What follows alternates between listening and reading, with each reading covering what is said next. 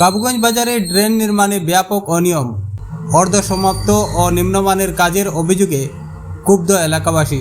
সুনাইয়ের কাবুগঞ্জ বাজার এলাকায় ড্রেন নির্মাণ কাজে একের পর এক অনিয়মের অভিযোগ সামনে এসেছে। প্রায় এক বছর আগে ৩০৬ নম্বর শিলচর আইজল জাতীয় সড়কের পূর্ব ও পশ্চিম পাশে ড্রেন নির্মাণ কাজ শুরু হলেও এখনও পূর্ব পাশের বড় অংশ অসম্পূর্ণ অবস্থায় পড়ে রয়েছে। অভিযোগ, NHIDCL-এর ঠিকাদার সংস্থা কাজ অর্ধসমাপ্ত রেখেই এলাকা থেকে ত্যাগ করেছে।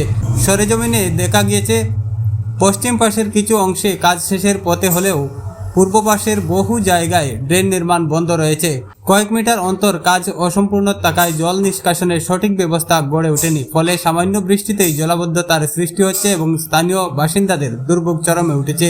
শুধু কাজ ফেলে রাখাই নয়, নির্মাণের শুরু থেকেই নিম্নমানের কাজের অভিযোগ উঠেছিল। স্থানীয়দের দাবি, ড্রেন নির্মাণে মানসম্মত উপকরণের পরিবর্তে 8 mm রড ব্যবহার করে পাতলা জালি দিয়ে কাজ করা হয়েছে, যা দীর্ঘস্থায়ী ও টেকসই অবকাঠামোর জন্য একেবারেই অনুপযুক্ত।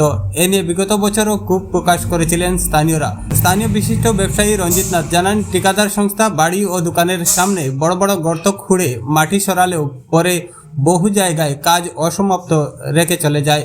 এতে ব্যবসা বাণিজ্যে ক্ষতি হওয়ার পাশাপাশি সাধারণ মানুষের চলাচলেও মারাত্মক সমস্যা দেখা দিয়েছে।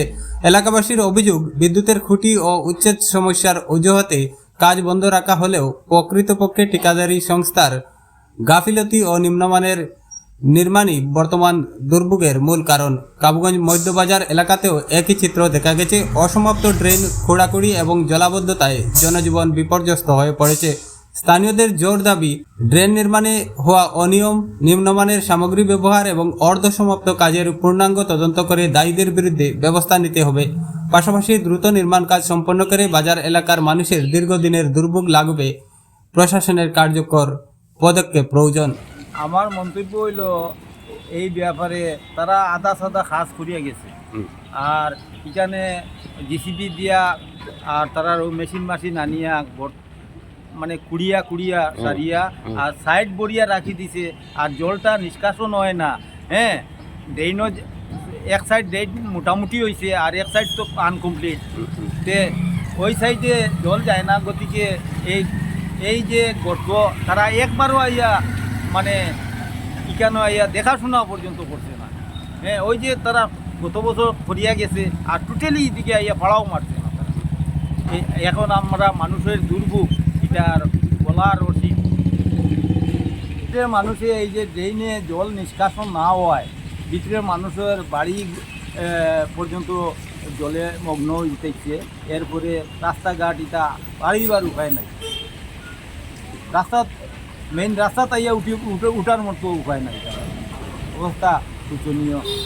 হ্যাঁ, মানুষে তারা এইদিকে একটা নিরীহ মানুষ, আমরা হিন্দু মানুষ বিশেষ করে নিরীহ থাকি, কষ্ট করি লইব, তবুও এই সমস্ত এরা মানে যাইতে রাজি নাই। কারণ কেটা? কারণ তারা সচেতন নাই। তারা সচেতন থাকলে এইরকম রাস্তাঘাট আর এইরকম আনকমপ্লিট ড্রেন রাখিয়া সারিয়া এই জায়গাটা রইতো না। তারা যদি সচেতন হইতো, এখানের মানুষ সচেতন নাই। আমার বাসাতেই বাজার পর্যন্ত টোটালি আনকমপ্লিট, তুরা মাঝে মধ্যে হয়েছে আর সব আনকমপ্লিট। আর মাটিগুলা গর্ত করিয়া নিছে, এটাও আনকমপ্লিট।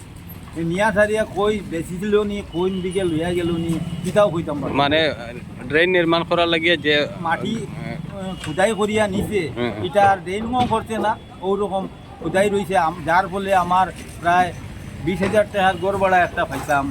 শোরুম এটাও গেছে গিয়া এই জায়গার ড্রেন না। এখন আমি এটার মাঝে প্রায় 10 গাড়ির মতো মাটি ফালাইয়া কোনোরকম যাওয়া আসার রাস্তা করছি, আর বাকি অংশ এখনও মানে গর্ত রয়েছে। বাজারে অনেক জায়গা আনকমপ্লিট, ও সাইডে পুরা জায়গা আমরা শিশির বাবু MLA বাড়ির বাসার সামনা আর শিবু শর্মার বাড়ির বাসার আর কি সামনাটা পুরা করিয়া সারিয়া বাকি বাজিও আবার আনকমপ্লিট ও দিতেছে। বাজারের কোনো জাত জল এদিকে আসারও সুযোগ নাই।